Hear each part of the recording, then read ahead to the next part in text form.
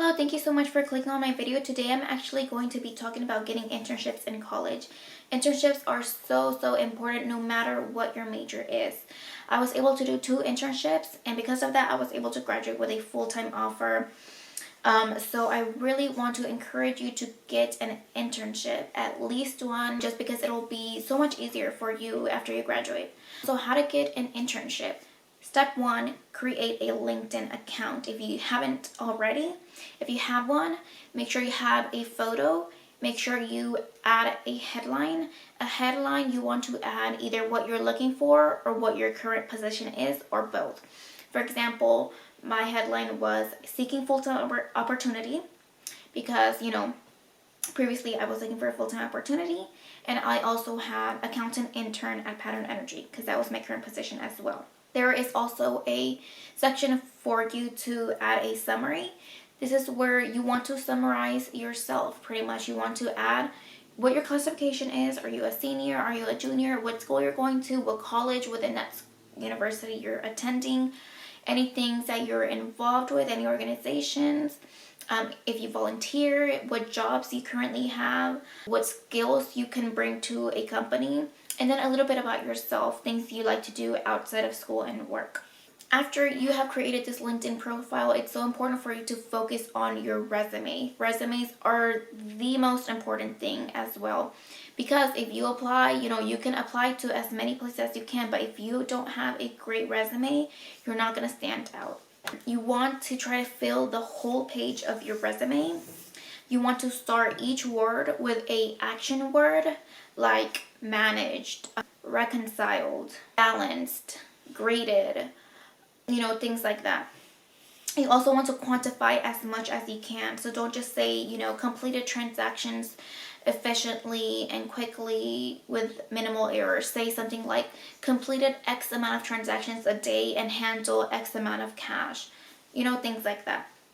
Also, every time you apply to a new position, try to update your resume as well for it to be more closely aligned to the position that you are applying to. If you have a hard time fixing your resume, look up the job that you're working at right now and read the job description, and if it's similar, take ideas from there, use the keywords, or whatever thing that you do, just look it up on Google, because there may be a word to that process that you do that can make you sound a little bit more professional, and it can match you better to the job that you're applying to. Also, so if you don't have any job that you can put on your resume, then maybe volunteering and being involved in an organization is something you can fill in your resume with. Being involved in an organization is so important because it's going to expose you to companies. It's going to enable you to develop yourself professionally.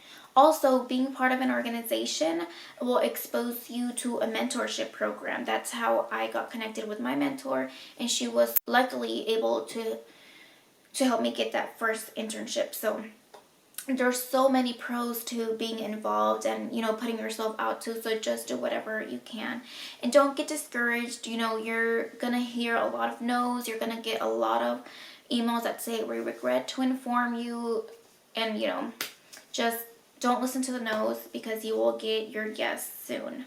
If in any case, you don't have a job, you're not involved with an organization, you aren't volunteering anywhere, then use your projects in school to fill your resume. As you go higher in your academic career, you'll start doing more and more critical projects.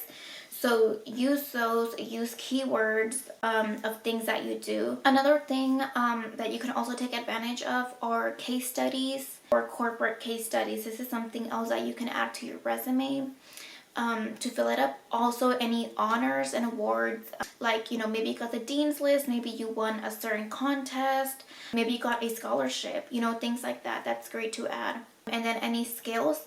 If you feel like you don't have skills, start learning something new. Take a course on Excel, do things that are relevant to your job that will help you stand out. You want to apply to as many jobs as you can that you want and that are relevant to what you're going to school for. Places to apply: LinkedIn, Indeed, Glassdoor, the university job board, and the company's website as well. If there's a certain company that you know you want to work for, just go to their company website and search their careers. Another way to find good jobs is to search like top 100 companies to work for, or top companies to work for in the city, or what are the major companies in your city, things like that.